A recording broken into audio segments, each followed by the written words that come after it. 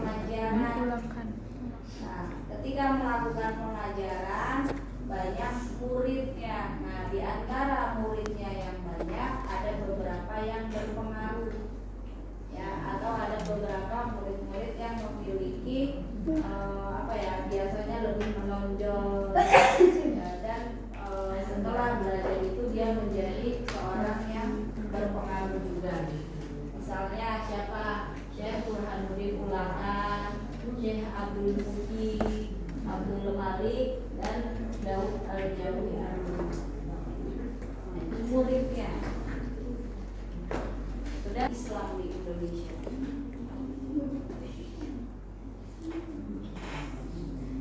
Kemudian contoh kita.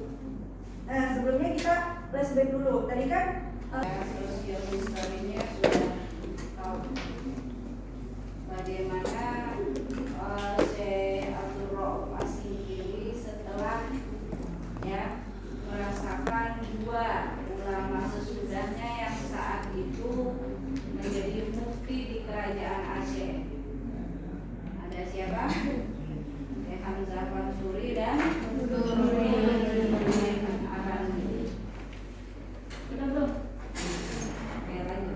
artinya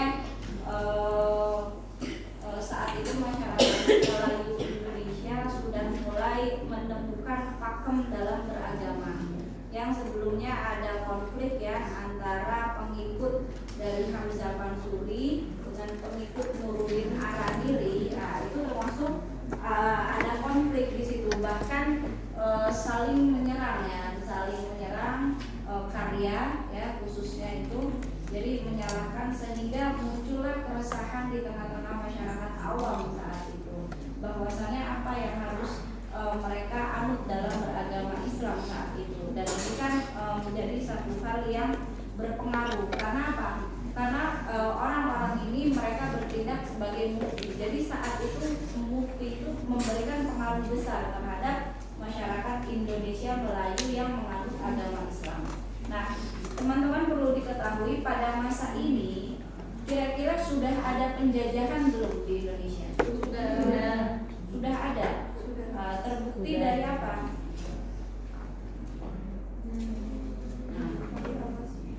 Ingat kisah kemarin ketika Hamzah Mansuri kenapa balik lagi setelah ditolak itu karena kebanyakan dikuasai oleh kerajaan Portugis.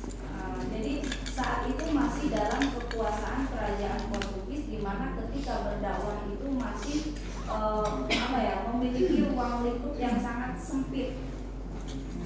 Bahkan nanti sampai ke bawah, di mana mulai masa kemerdekaan, itu penyebaran hadis juga masih mengalami pergolakan. Jadi setelah abad ke-20 nanti kita akan belajar bagaimana ulama hadis ketika melakukan pengajaran, mereka bersiap juga membawa senjata yang tiba-tiba Belanda itu menyerang. Jadi luar biasa. Sekarang kita termasuk orang-orang yang bersyukur belajar merdeka, tetapi sendiri itu sebenarnya terjajah. Kenapa? Terjajah tidak secara penjajah, tetapi kita terjajah dengan nafsu sendiri. Makanya nih, lagi belajar ada yang ngantuk, lagi belajar ada yang nggak fokus, ada yang nggak mencatat. Nah, itu artinya apa? Kalian itu terjajah sama diri sendiri. Ribet banget sih nyatet, ya kan? Adalah fase kelahiran dan pertumbuhannya pada masa Nabi dan sahabat. Bahwasanya ilmu hadis ini membahas tentang term itu adalah istilah, tadi sudah disebutkan oleh temannya.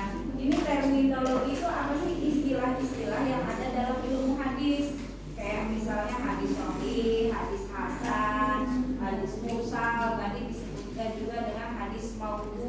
Nah, itu semua ada sejarahnya, enggak tiba-tiba muncul lahirlah istilah itu. Jadi term itu artinya istilah.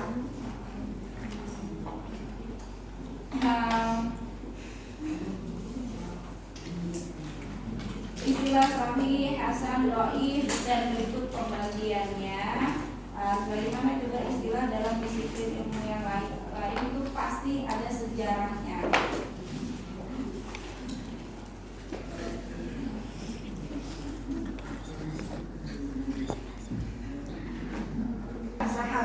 bertanya tentang satu hal.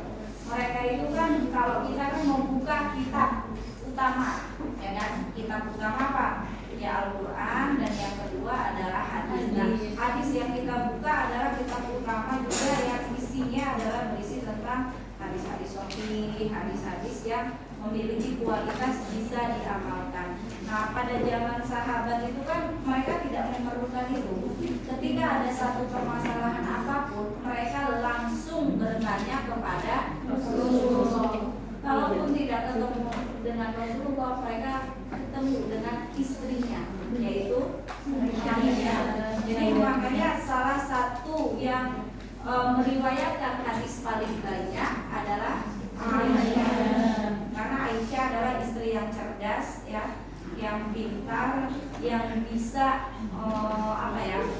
untuk dijadikan sebagai sumber setelah pertanyaan, misalnya Rasulullah saat tidur, ya, ataupun kebiasaan-kebiasaan yang dilakukan oleh Rasulullah dalam kehidupan sehari-hari di rumah.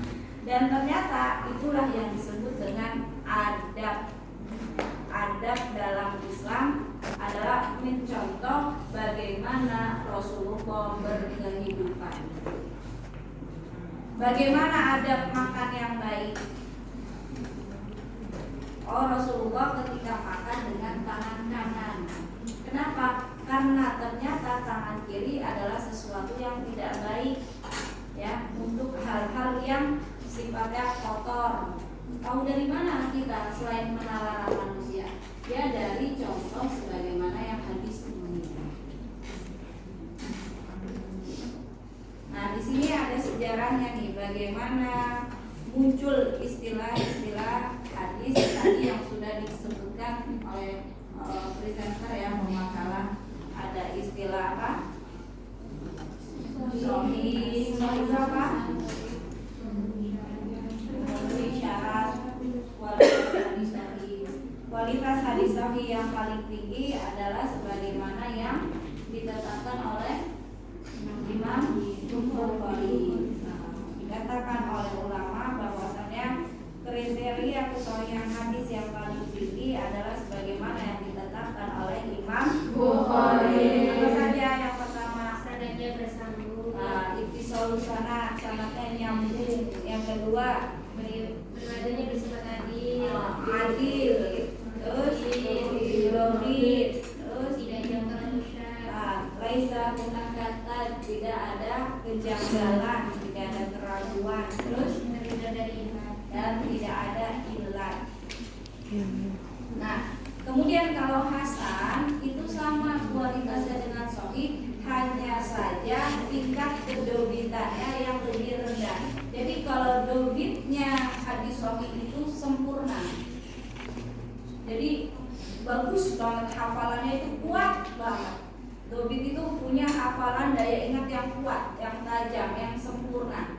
Nah, tapi kalau hasan sedikit tingkat kedobitannya itu daripada sahih tadi. Jadi artinya memiliki kualitas yang lebih kecil daripada yang tadi. Nah, kalau maudhu itu apa? Tadi kan Hamdan nyebut ya.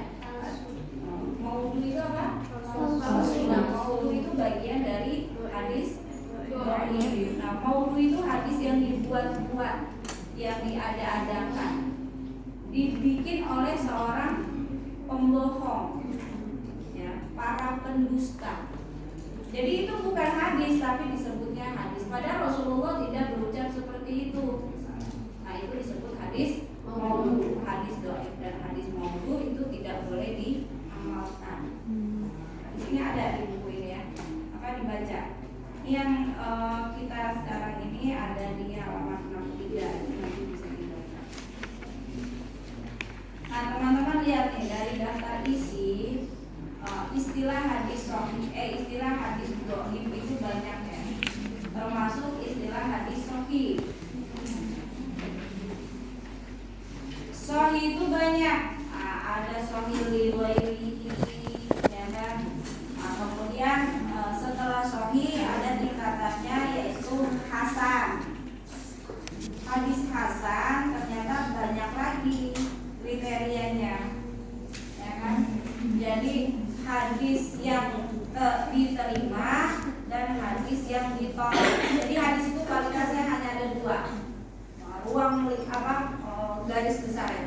Yang pertama adalah hadis yang makbul hadis yang diterima, ya, yaitu hadis sahih, hadis hasan. Dan yang kedua hadis yang ditolak, yaitu hadis dhaif dan dhaif, ya, mardud itu. Nah, dhaif itu anakannya banyak. Nah, salah satunya adalah maudhu. Banyak nih ya pembagian hadis dhaif. Dhaif secara matan dan dhaif secara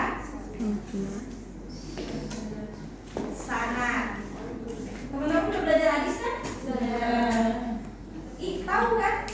Jadi kalau saya ngomong matan, ngomong sanad, itu paham? Matan itu apa? Isi hadisnya, bunyinya. Jadi kadang ada kesalahan atau dhaif secara matan, secara isinya. Tetapi ternyata dari sanad dia benar. Nah, itu bagaimana? Nah, itu ada ilmunya lagi yang merumuskan apakah hadis ini bisa digunakan atau tidak. Nah, makanya penting yang namanya mentakhrij hadis. Bagaimana cara mentakhrij hadis? Dengan melihat satu-satu sanadnya, rawinya dipretelin satu-satu. Nah, kemudian mencari periwayatan dari jalur lain. Kalau ketemu, berarti bisa jadi ini dhaifnya secara matannya saja, maka bisa ditolong untuk dibenarkan. Misalnya dia keseleo ngomong atau ada kata yang kurang misalnya, atau menggunakan istilah yang berbeda dari periwayatan yang lain. Periwayatan itu kan jalurnya banyak ya, ada A, B, C, D, E. Nah, satu jalur ini bisa isinya 3 perawi, 2 orang, 5 orang. Nah, itu banyak sekali. Nah, ketika ada perdebatan secara isi, nah maka harus ditahrij, harus dilihat secara keseluruhan. Jadi ada kualitas hadis yang dhaif tapi masih bisa digunakan, tapi tadi syaratnya harus melihat dulu, ya, dia lemahnya itu dari segi apa. Paham ya? Paham tuh. Nah, mulai harus paham. Kalau nggak paham dicari paham. Tahun berapa? 16. Berasal dari mana? Oh, daerah mana? Daerah mana? Suro daerah mana? Daerah Singkil. Daerah Singkil Aceh. Makanya namanya Abdul Rauf As-Singkil. Dinisbahkan kepada daerah kelahiran. Kemudian asalnya dari mana? Dari Aceh. Asalnya dari mana? Singkil. Suro, Singkil. Ya, itu doang dibalik-balik. Ya kan? Kemudian berilah ilmiahnya kemana saja?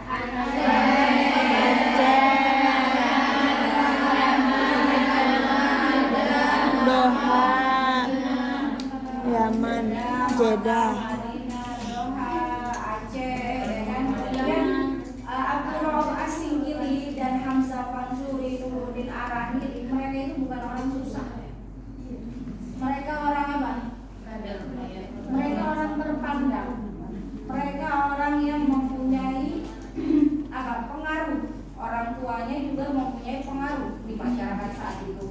Baik itu yang punya sekolah ataupun seorang pedagang, seorang saudagar kaya. Ya. Kenapa? Yaitu pernah saya katakan sama teman-teman yang kemarin. Jadi kalau mau punya kualitas keturunan yang baik, maka kita sebagai orang tua yang akan mempunyai keturunan juga harus baik. Nah, misalnya nih, Abdul Rauf As-Singkili berasal dari apa? Seorang ayah yang ulama saat itu, ulama besar, memiliki sekolah yang pandai berbahasa Arab. Nah, jadi wajar kalau kualitas atau keturunannya pun seperti Abdul Rauf